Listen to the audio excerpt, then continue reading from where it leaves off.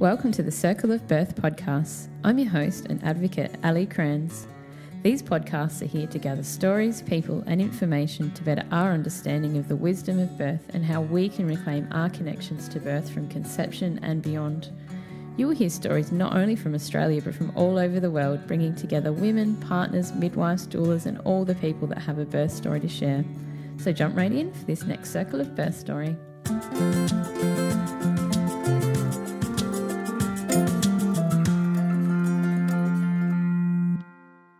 Hi and welcome to episode number 2.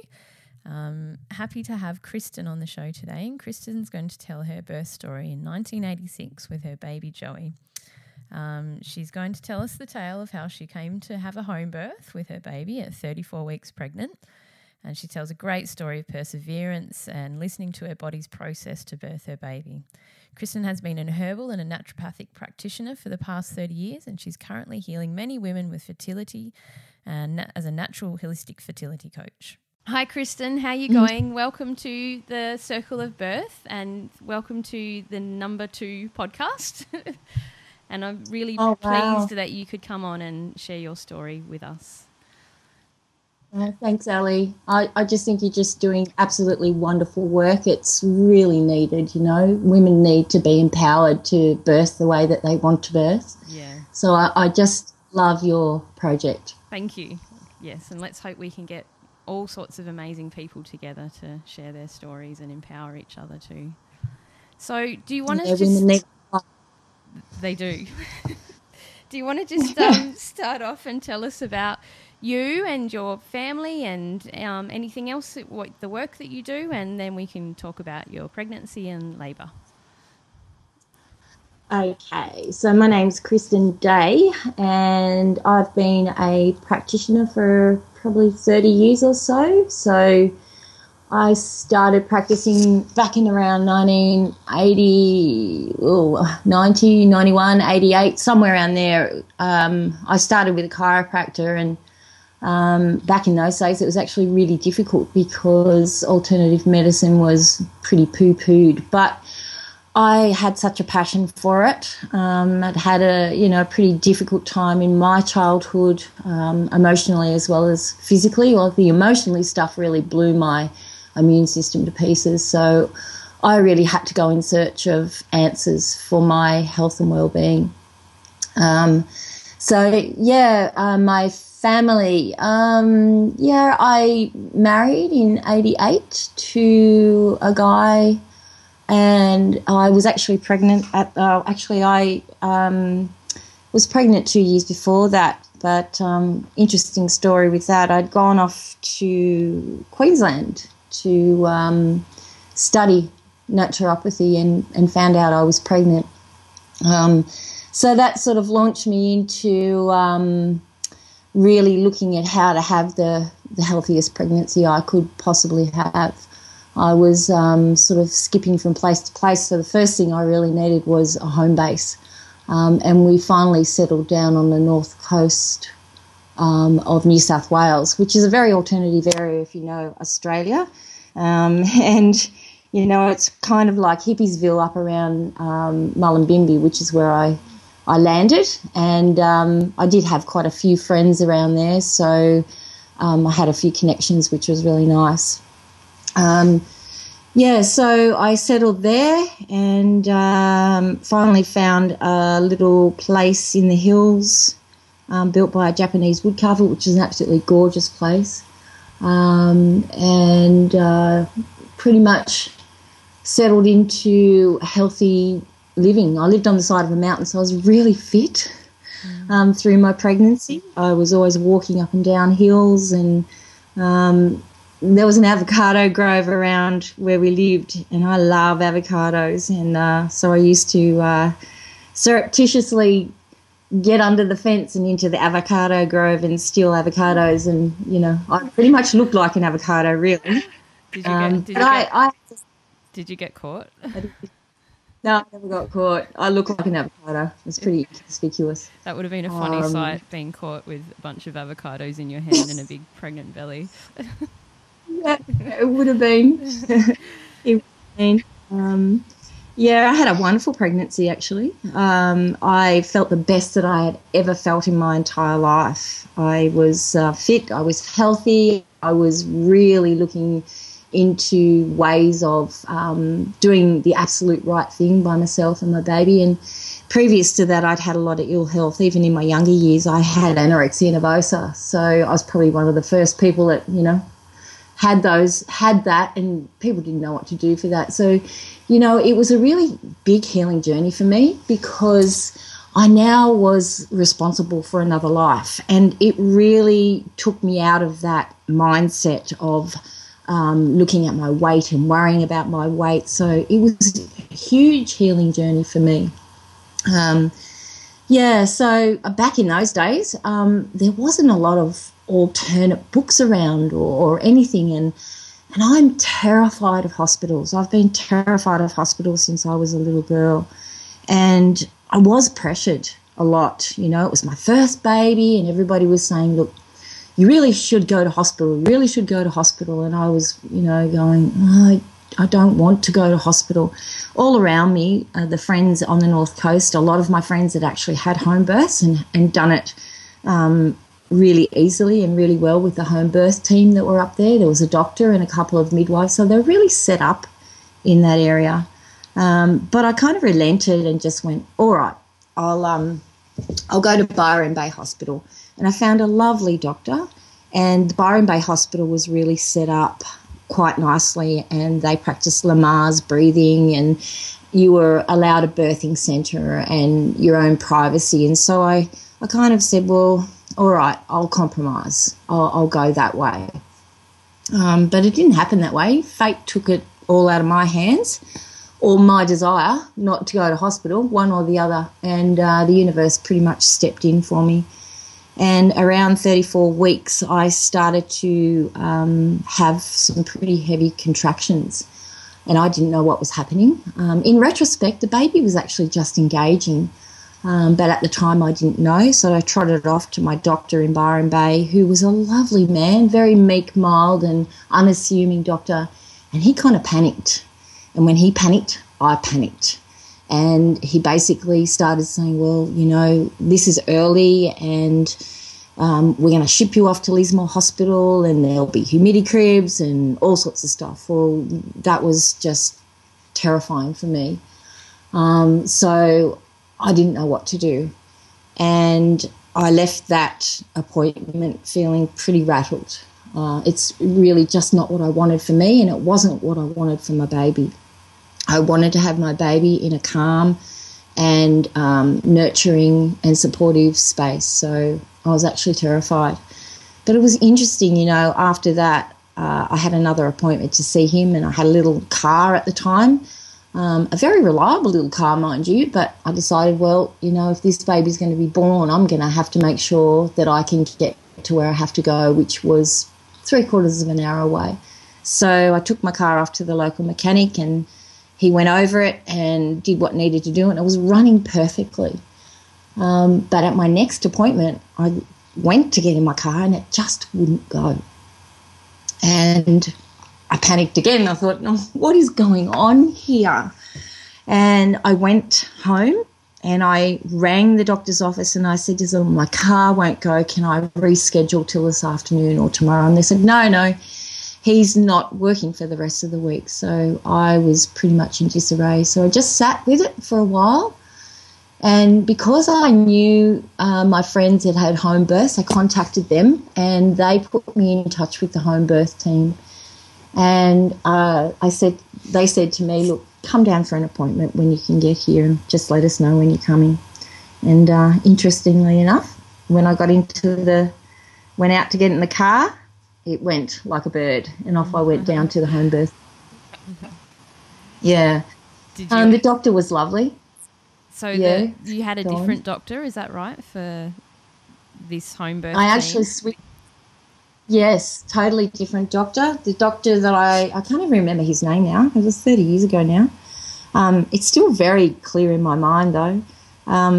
He was quite alternative, which was really nice. So I just switched doctors, and I went and saw this guy, And he just said, look, lie down on the bed and I'll have a feel of your tummy. And all he did was put his hands over my belly and he said, look, your baby is absolutely fine. And Judy, my midwife, was there at the time, and they asked me about where I lived, and I lived on the side of a hill, and my bathroom was actually about 50 yards away from the house.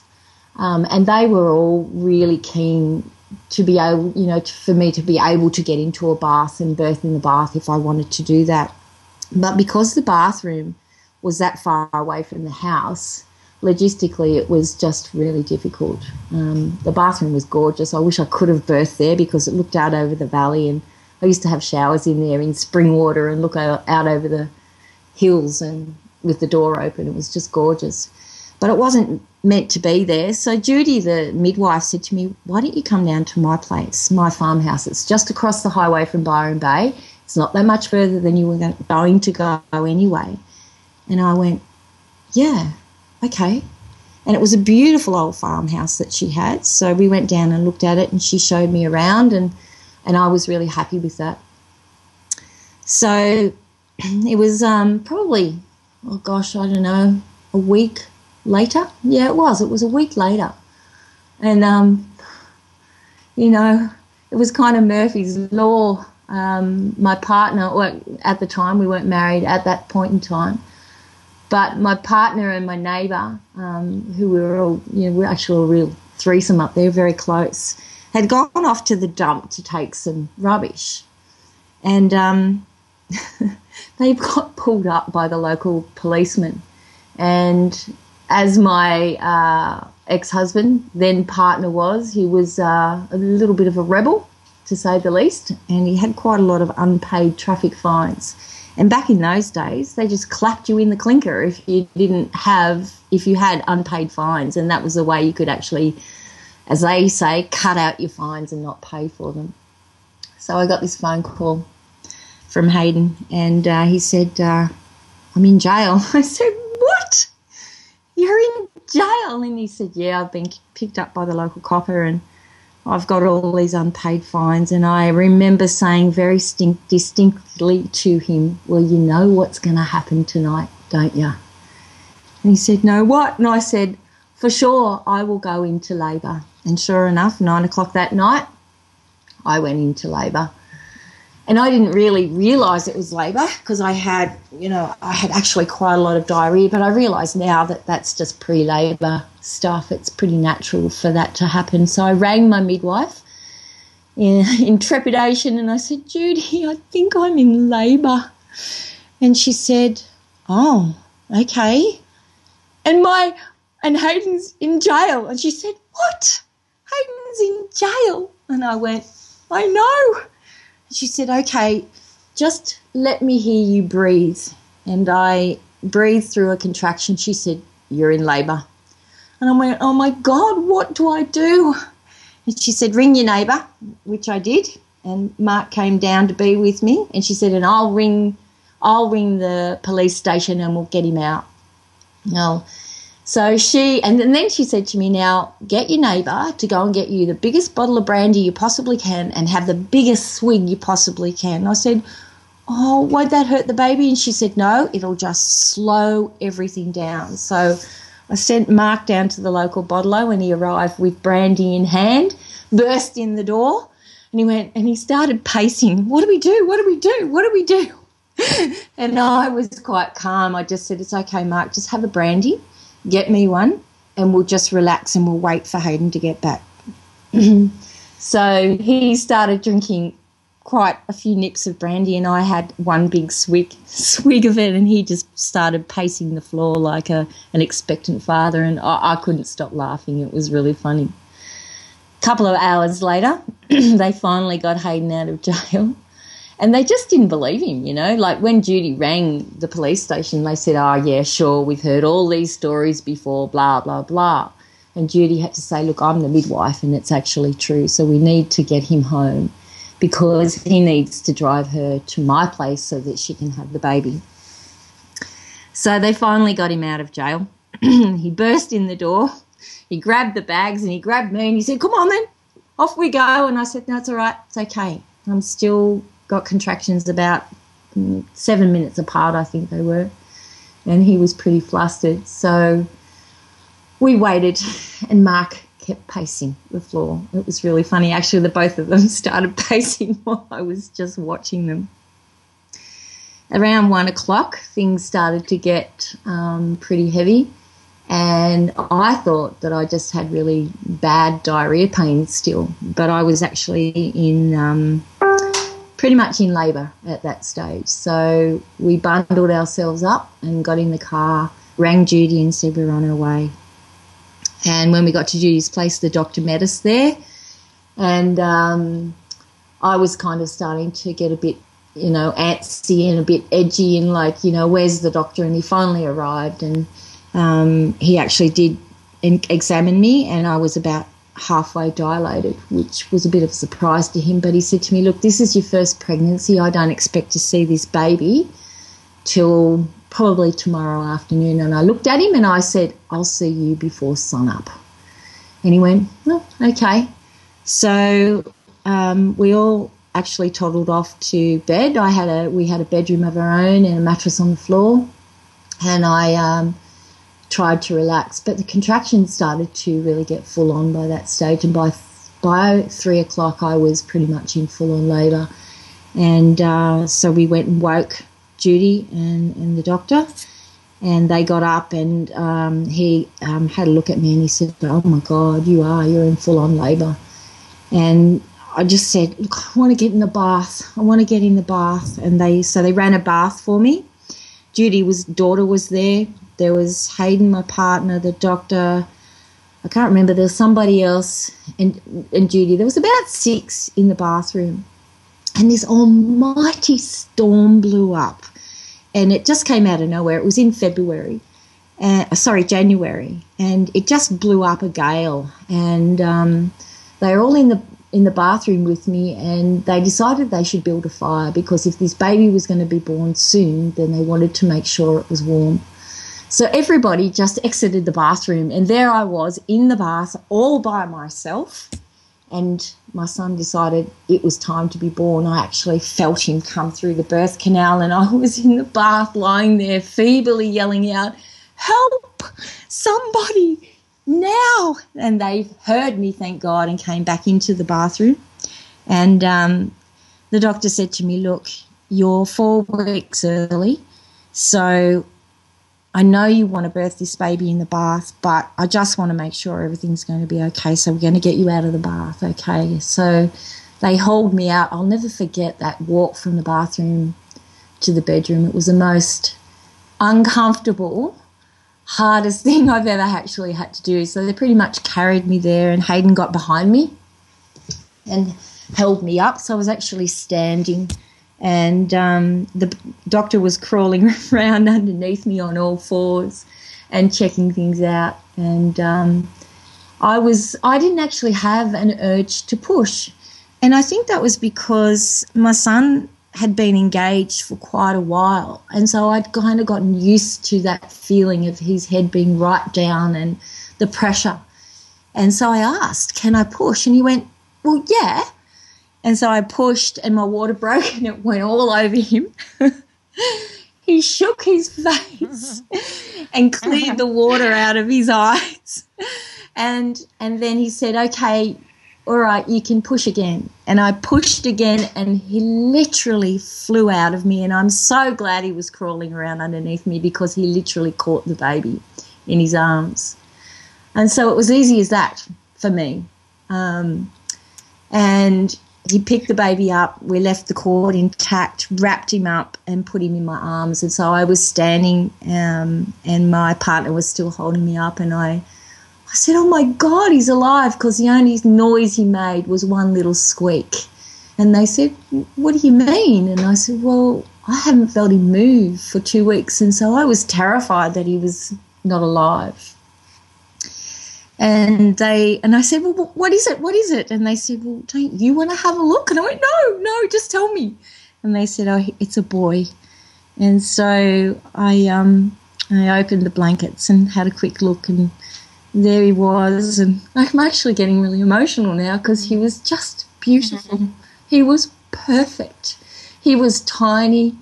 He was only 5 pounds, but he was just beautiful. And oh my God, I said, oh my God, he's beautiful. And Judy said, actually, he's one of the most beautiful babies that I've seen.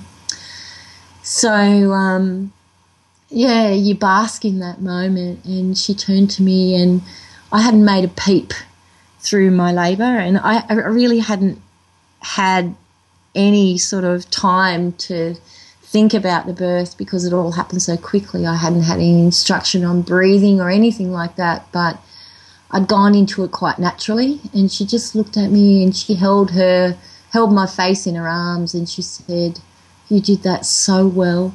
You are the most well-controlled young lady that I have ever attended birth." And I thought I'd been awful because I got a bit antsy around that transition stage and said, "Make it stop." But she said, "No, that was just wonderful." So, yeah, it was a lovely experience. And as I was birthing, just after the doctor had caught Joey, which is my son's name, the sun peeped over the horizon, and I looked at the doctor and I said, "I told you that I'd see you before sun up." And at that moment, that raging storm just stopped. And I looked at them and I said, "Oh my God, who is this kid that's come in on a storm?" Well, like, let me tell you, he has been a storm at times. He's a beautiful little Aquarian. He's a gorgeous child, and he's a beautiful dad now. He has 3 daughters of his own and 2 that he's inherited from with his partner, and he's just gorgeous. He's a double Aquarian with a Cancerian moon, so he's a real nurturer, and he has been stormy, and yeah, it was just beautiful. And I am so glad that fate stepped in and took me down that path.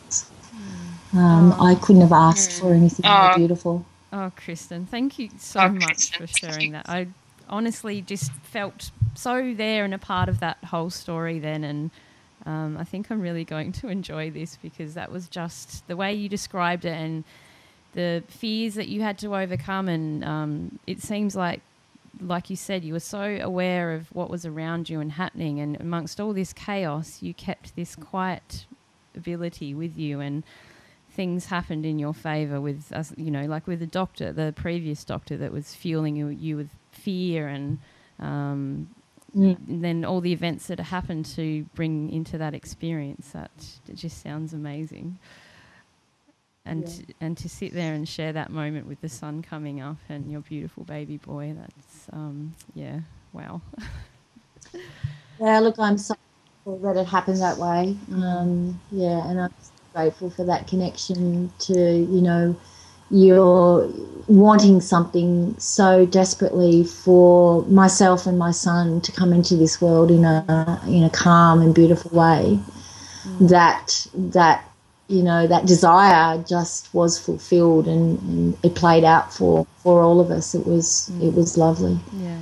So do you feel now? So that was 1989, is that right?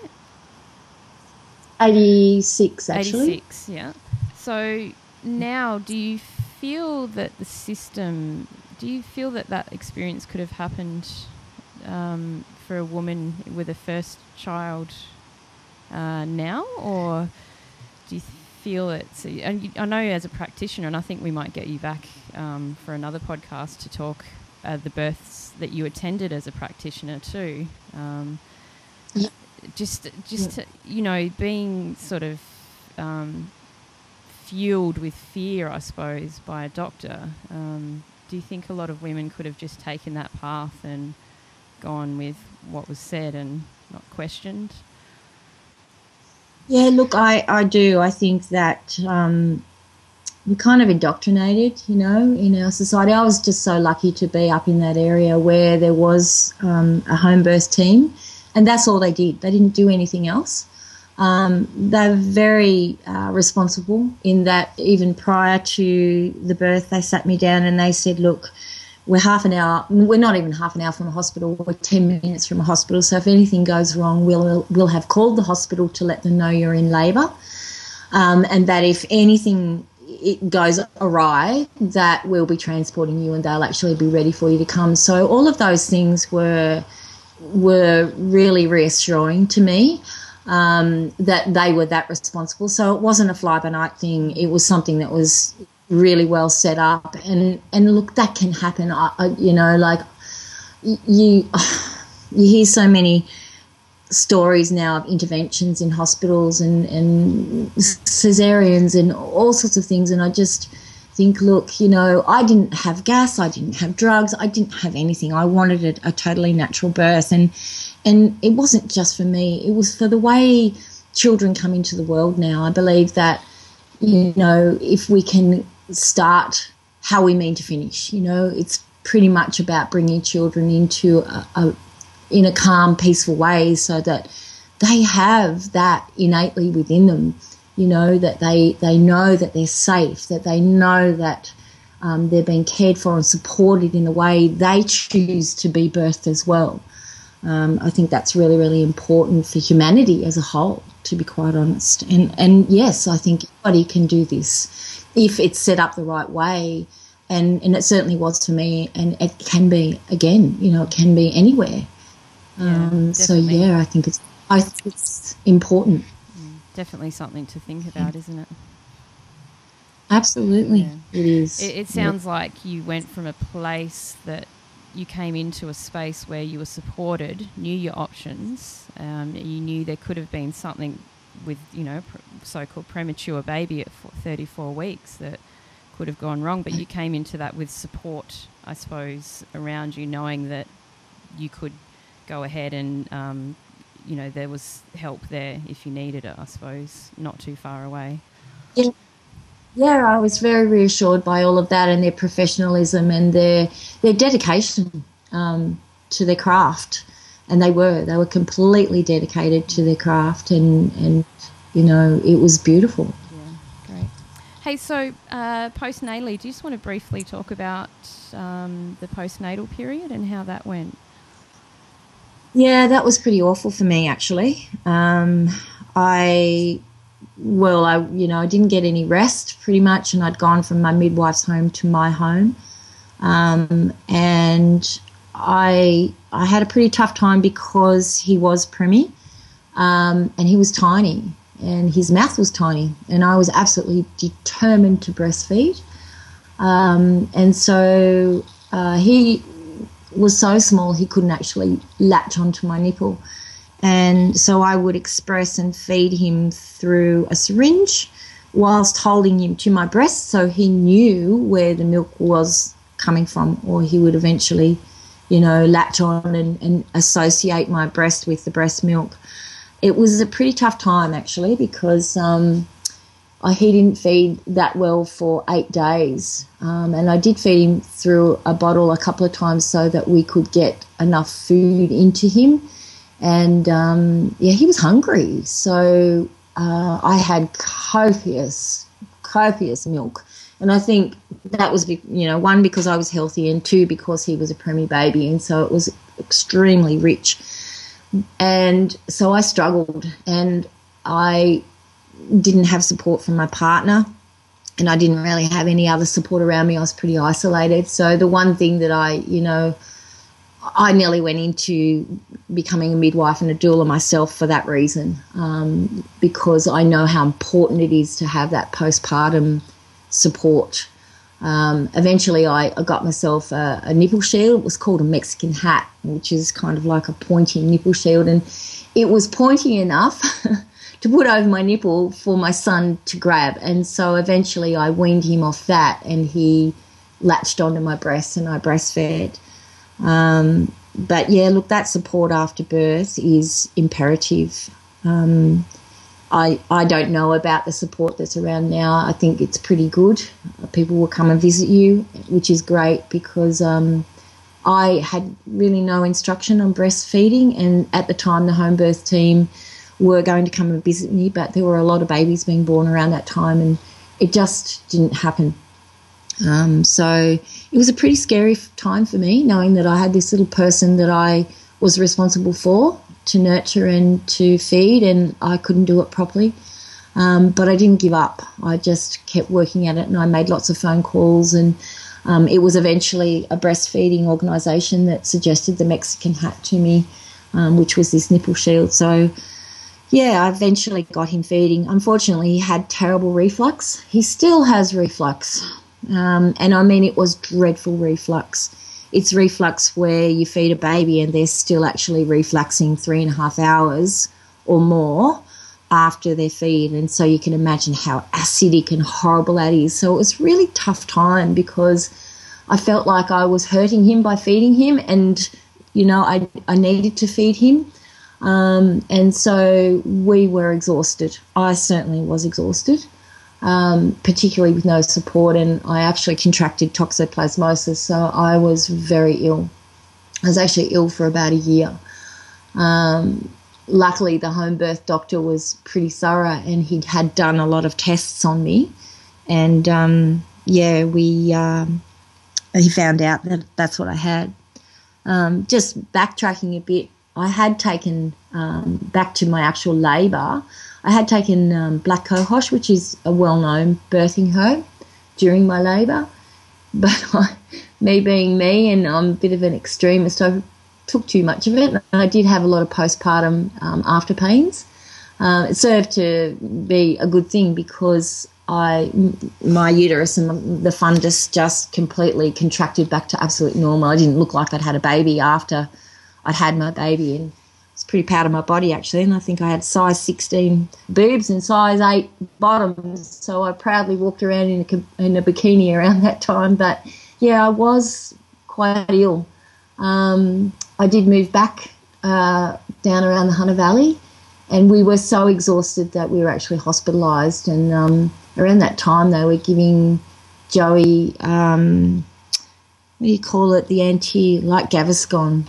I can't remember the name of it, but it has aluminium in it, so I was pretty scared of that too. Worried that I was feeding my baby aluminium, so I really researched a lot of herbal stuff that I could do for him. But it was interesting while I was in hospital because I told them about my birth and the breastfeeding saga, and they marched me off down to the labour ward and to the postnatal ward and said, "Tell these ladies your story about breastfeeding and how you didn't give up." Uh-huh. So, yeah, it was quite funny. At least I was actually able to help a few other people there. And, I think breastfeeding is extremely important, particularly for that first phase where, you know, the baby gets all the colostrum and all that, you know, beneficial bacteria and all those immunological components of your breast milk. It's extremely important. So, yeah. Sounds like you really persevered there with the breastfeeding, going through all that. I was determined to, and I actually loved it. I really loved breastfeeding, and he actually gave up when he was 9 months. He just spat it one day and said, "Not doing that anymore." Okay. I was quite well prepared to breastfeed for a year, but he didn't want to, and that's typical of him. And he does what he wants to do. So any resources that you can share with us to share with the people of, the support networks that you looked out for, and to the mention of the herbs that you took, being a herbal practitioner as well? Yep. It was quite funny because at the time I had a dog that was pregnant with me, and she had pups. But we lived in the forest, and what was really funny about it was there's wild raspberry growing in the forest, and she used to go out and source out the wild raspberry leaves and chew them. And I think, in fact, that's how we actually discovered that she was pregnant, because she was sourcing out raspberry leaves. And so I drank quite a lot of raspberry leaf tea all the way through my pregnancy, a lot of chamomile. Chamomile is really high in calcium. Very good on your digestion and very calming, so I drank a lot of that. I ate really, really good food, a lot of organic stuff up around there. We were really set up for all of that. There were a lot of resources for organic food. I took extra calcium in the form of dolomite back then. I'm trying to think what else I did. I didn't take any tablets. I pretty much just stuck to really good food and plenty of protein. I am vegetarian now, but I wasn't then, so I was eating meat. But I was also having eggs and, lots of beans and nuts and seeds and things like that, and lots of fresh fruits and vegetables and lots of water. I think that's really important, particularly because you need water not just for yourself, but, the amniotic fluid is made up of water. So to keep the consistency of everything right, it's really important to have good water.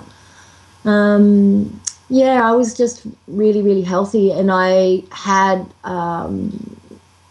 quite a bit of chiropractic, but osteopathy. I went to a guy in Byron Bay who was both, and had a lot of massage and adjustments through those periods where things shift and change, around that first trimester.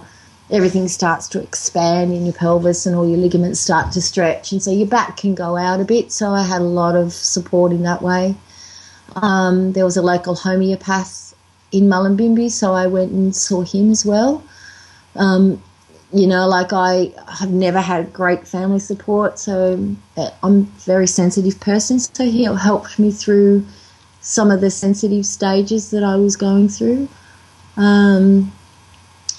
So I just embraced everything I could. There was a book around that time written by a guy called Paavo Erola. He's died now, but there wasn't much alternative stuff around on nutrition and resources for women that wanted to do things naturally. And I found his book, and it became my Bible. It really helped me a lot to figure out, the best way to eat and what to eat and what things to supplement with. I actually think I took brewer's yeast through my pregnancy. I don't think I would do that now. It's very hard to digest, but it's very nutritious. So it is good for vegetarians, that's for sure. It's fortified with B12, particularly if you're vegan. That's really important. So I just concentrated on being as healthy as I possibly could, and got lots of rest where I could. I used to spend a lot of days on the beach. I remember one time spending a day on the beach pregnant with my girlfriend, and I was so burnt and it was so uncomfortable. But we did a lot of women time together, and going through that pregnancy together, it was really nice to have that kind of support. So I think that's really important as well. So I guess if we can leave the story here, I would say support is the key word. I suppose if you wanted to give us any parting words, would that be it? Yeah, absolutely. Yeah. Absolutely. It's just imperative. We really aren't that instinctually clued in, and even if we are, we don't know what's the difference between our intuition and what we hear around the place about what we should do. We can get railroaded in things we don't want to do. So I think that support in your tribe of people of how you want to have your pregnancy is imperative. I really do. Well said. Well, thank you so much for coming on and sharing the story. It was just wonderful to hear that and your journey, and we really thank you for being part of it. Look, like I said, I think this project is just wonderful, Ali, and I think that you're doing a great service to womankind, and we really need our tribe to, connect and support each other. Great. So thank you.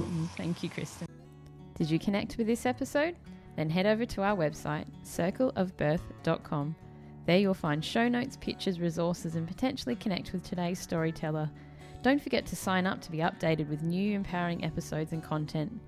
Help the show grow by contributing a tip in the jar to make sure we can continue to better the podcast and connect more and more to the wisdom of birth and each other. Hey, and don't forget the iTunes rating. This has been another episode of the Birth Share Project. We breathe, we birth, we empower.